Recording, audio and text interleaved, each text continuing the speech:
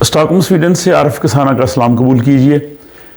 Europe کے 26 ممالک کے لیے جو شینگن ویزا ہوتا ہے اس کے اجراء کا طریقہ کار جو ہے وہ آسان بنایا جا رہا ہے۔ یہ ایک بہت اچھی ڈیولپمنٹ ہے جو کہ کل 13 جون منگل کے روز یورپی یونین کی جو کونسل ہے اور یورپی پارلیمنٹ ہے ان کے درمیان جو ایک معاہدہ ہوا ہے اس کی روح سے اب یہ آن لائن ویزا اپلائی کیا جا سکے گا۔ اس میں کافی آسانی پیدا کی جا رہی ہے، اس لیے بہت سے لوگ جو شینگن ویزا حاصل کرنا چاہتے ہیں جو کافی پریشان ہیں ان کے لیے میں سمجھتا ہوں کہ یہ ایک بہتر اور اچھی جو ہے وہ خبر ان کے لیے ہے۔ اس سے قبل جو پاکستان میں سویڈش ایمبیسی ہے اس نے جو ویزا اجرا کرنے کے لیے جو طریقہ کار اختیار کیا ہے میں تھوڑی سی اس پہ بات کروں گا۔ اس کے بعد پھر یہ جو ابھی یورپی یونین اور یورپی کونسل جو ہے وہ شینگن ویزا کو آسان بنانے کا جو طریقہ کار بنانے کا انہوں نے جو معاہدہ کیا ہے اس کی تفصیلات سے میں آپ کو آگاہ کروں گا۔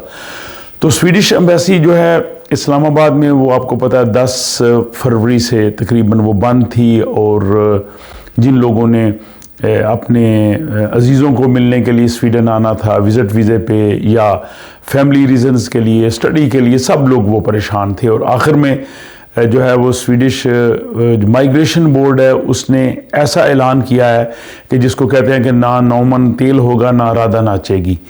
ایسا عجیب فیصلہ کیا ہے کہ وزٹ ویزے کے لیے پہلے جناب آپ تھائی لینڈ جائیں، اور جو تھائی لینڈ اور ویتنام اور فلپائن کے 10 شہروں کے جو انہوں نے نام دیے کہ وہاں کوریئر سروس کے پاس اپنے پیپر جمع کرائیں، اور پھر وہ بینکاک اپلیکیشن جائے گی اور پھر فیصلہ ہوگا۔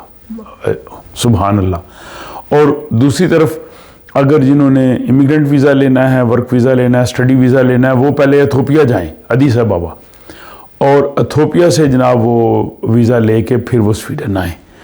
دیکھیں مطلب پاکستان کا لیول جو ہے وہ کہاں تک پہنچ گیا ہے اور پہنچا دیا گیا ہے۔ اب اس میں جو میری ذاتی رائے ہے، پہلی تو چیز ہے کہ سویڈش حکومت نے یہ بہت ہی عجیب فیصلہ کیا ہے۔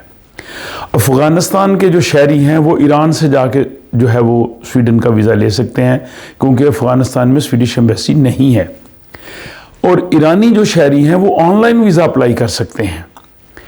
اور ترکی جس کے ساتھ سب سے بڑا مسئلہ پیدا ہوا تھا کیونکہ جو پاکستان میں جو ایمبیسی بند ہوئی تھی وہ یہاں پہ افسوسناک واقعات جو قرآن سوزی کے ہوئے تھے اس کے رد عمل میں مظاہروں کے بعد بند ہوئی تھی، اور ترکی کے ساتھ سب سے بڑا مسئلہ تھا، اور ترکی کی ایمبیسی کے بعد قرآن جلایا گیا تھا۔ ترکی میں چند دن ایمبیسی بند ہونے کے بعد وہ بحال ہو گیا، وہاں تمام اسی طرح سے کام ہو رہا ہے۔ صرف یہ امتیازی سلوک پاکستان کے ساتھ ہوا ہے۔ تو اس سلسلے میں اگر آن لائن وزٹ کے لیے اپلیکیشن دینے کے لیے آپ نے پہلے وہ جو 10 شہر ہیں بینکاک اور منیلا اور نوم پہم اور یہ وہ ایسے، ان کی بجائے آپ جو کوریئر سروس ہے وہ پاکستان میں جو ہے وہ یوز کی جا سکتی تھی۔ اور دوسری چیز یہ ہے کہ جو وزٹ کے لیے لوگ آتے ہیں انہوں نے تو اپنی اپلیکیشن جو ہے وہ بائی پوسٹ کوریئر کے ذریعے بھیجنی ہے، اور اگر ایمبیسی نے کسی سے پوچھنا ہوتا تھا تو وہ فون کے ذریعے انٹرویو ہوتا ہے۔ تو اس کا مطلب یہ ہے کہ انہوں نے مائیگریشن بورڈ کا عملہ ہی اسلام آباد میں نہیں رکھا، باقی لوگ ہیں جو امیگریشن کا عملہ وہ وہاں پہ ہے ہی نہیں، اس لیے یہ سروس وہاں سے دی نہیں جا رہی، اور نہ ہی وہ دی جا رہی ہے اس کے لیے جو اسٹڈی ویزا کے لیے یا ورک ویزا کے لیے وہ ایتھوپیا جایا جا رہا ہے۔ تو یہ تو ایک سویڈش حکومت کا میں سمجھتا ہوں کہ بہت ہی ناقابل فہم فیصلہ ہے۔ یہ اس طرح سے نہیں ہونا چاہیے تھا، اس کا کچھ اور بہتر سلوشن دینا چاہیے تھا۔ پہلے آپ تھائی لینڈ کا ویزا لیں یا پہلے آپ ایتھوپیا کا ویزا لیں، وہاں پہ آپ رہیں اور اخراجات اتنے زیادہ کریں وہاں کے ٹریول کے، ہوٹل کے، آنے جانے کے، اور پھر آپ جناب سویڈن کا ویزا لیں۔ اس کا مطلب یہ ہے کہ ویزا جو ہے وہ لینا جو ہے وہ محال ہے۔ لیکن دوسرا جو پہلو ہے، حکومت پاکستان کی خاموشی جو ہے وہ سب سے زیادہ پریشان کن ہے۔ حکومت پاکستان نے کسی رد عمل کا اظہار نہیں کیا۔ ہماری وزارت خارجہ سوئی ہوئی ہے، سویڈن میں ہمارا پاکستانی سفارت خانہ جو ہے وہ بالکل خاموش ہے، اور میں سمجھتا ہوں کہ اگر حکومت پاکستان، وزارت خارجہ اور ہمارا سفارت خانہ جو اسٹاک ہوم میں ہے اگر وہ کوشش کرتے تو شاید صورتحال اور ہوتی، لیکن انہوں نے کسی قسم کے کسی رد عمل کا اظہار نہیں کیا۔ اور خدشہ یہ ہے کہ اگر آج سویڈن نے ایسے کیا تو کل کو باقی یورپی ملک بھی ایسے اگر کر دیں گے تو پاکستانی لوگوں کے لیے یورپ کے آنے کے راستے جو ہے وہ بند نہ ہو جائیں۔ تو اس لیے میری گزارش یہ اگر آواز میری کسی جگہ پہ پہنچ رہی ہے تو ارباب اختیار کہ آپ کوشش کریں. اور میں اپنے یقین سے کہہ سکتا ہوں کہ پاکستان کی بجائے اگر کوئی اور ملک ہوتا, بنگلہ دیش بھی ایون ہوتا, نیپال بھی ہوتا, انڈیا کی تو میں بات ہی نہیں کرتا, انہوں نے بھی اس مسئلے کو حل کروا لینا تھا. لیکن ہمارا یہ مسئلہ حل نہیں ہوا. اس لیے ہم گزارش کرتے ہیں کہ اس کو ڈپلومیٹک لیول پہ کسی اچھے طریقے سے اس کو جو ہے حل کر لیا جائے, کیونکہ یہ جو نیا انتظام سویڈش ایمبیسی اسلام آباد نے کیا ہے یہ لگتا ہے کہ یہ لمبے عرصے کے لیے, شارٹ ٹرم نہیں ہے, اور اس میں لوگوں کے لیے بے شمار مشکلات ہوں گی. 2000 کے قریب اسٹوڈنٹس جو ہیں ان کا مستقبل جو ہے وہ دو پہ لگا ہے, ان کے ایڈمیشنز ہو چکے ہیں, وہ پڑھنے کے لیے یہاں آ رہے تھے, اعلیٰ تعلیم لیں گے, اس سے پاکستان کو فائدہ ہوگا, سویڈن کو فائدہ ہوگا, دنیا کو فائدہ ہوگا. وہ گئے, بزنس گیا, اور جنہوں نے اپنے عزیزوں کو ملنے کے لیے آنا وہ نہیں آ سکتے. یہ بہت بڑا جو ہے وہ ایک پریشان کن صورتحال ہے. اور جنہوں نے فیملی ٹائز کی وجہ سے منگوانا, فارغ سے شادی کی ہے, اس کی منگیتر ہے, بیوی ہے, ہسبینڈ ادھر ہے, وہ بھی مسئلے سے دو چار ہیں. تو کیوں نہیں اس پہ حکومت ہماری پاکستان کی اپنے تحفظات سے سویڈش حکومت کو آگاہ کرتی. اب آتے ہیں یہ جو نیا آن لائن ویزا سسٹم جو یورپی جو یونین کی کونسل ہے اور یورپی پارلیمنٹ ہے, اس نے منگل 13 جون کو ایک فیصلہ کیا ہے کہ شینگن ویزا کے لیے بجائے پیپر ورک کے جی آن لائن اپلائی کیا جائے, اور تاکہ اس میں جو ہے وہ وقت کی بچت بھی ہو. اور انہوں نے یہ کہا ہے کہ یہ جو نیا نظام ہے, یہ جو موجودہ سسٹم ہے, اس کو جو ہے وہ تبدیل کر دے گا.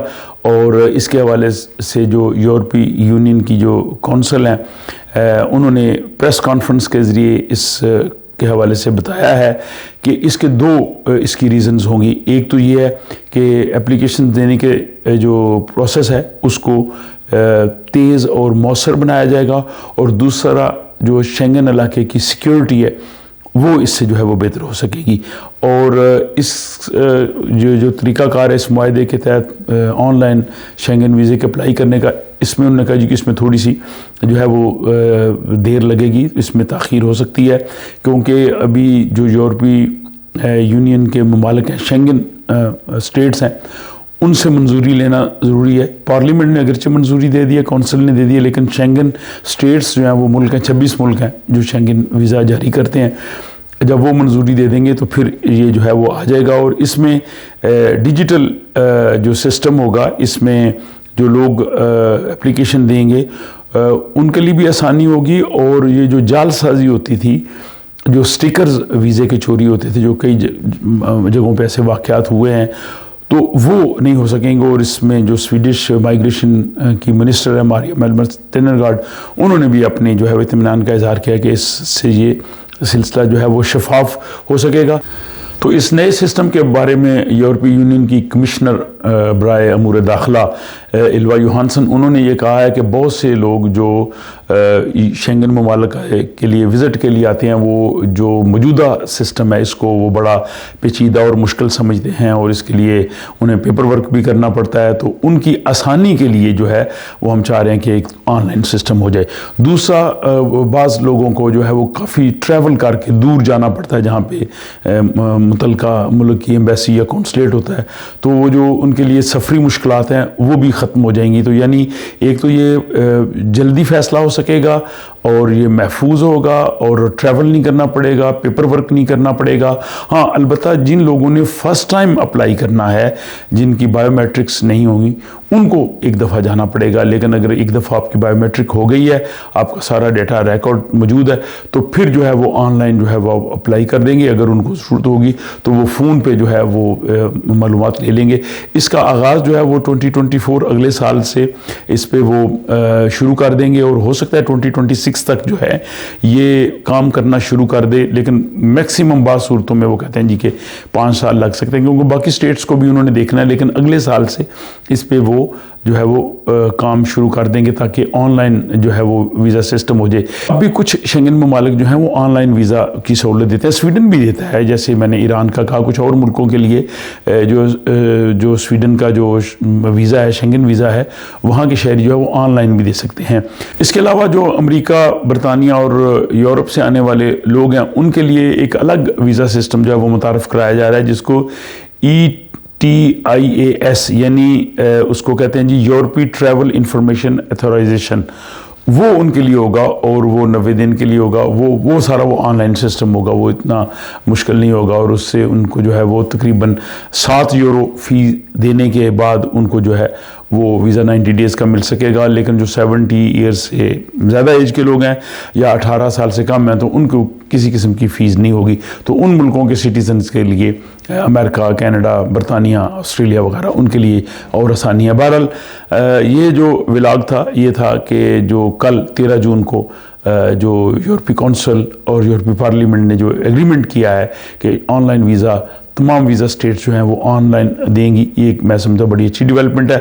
اللہ کرے کہ اس میں جو پاکستان کی جو سچویشن ہے وہ بھی اس میں آ جائے اور پاکستانی شہریوں کی مشکلات بھی جو ہیں وہ کم ہوں. بہرحال جوں اس حوالے سے اپڈیٹس آ رہی ہیں، جو بھی نئی صورت حال آتی ہے وہ آپ کو میرے ان ولاگس کی صورت میں آپ کو جو ہے وہ اس سے آگاہی ہو جاتی ہے. اپنا خیال رکھیے گا اور اپنی خصوصی دعاؤں میں مجھے ضرور یاد رکھیے گا.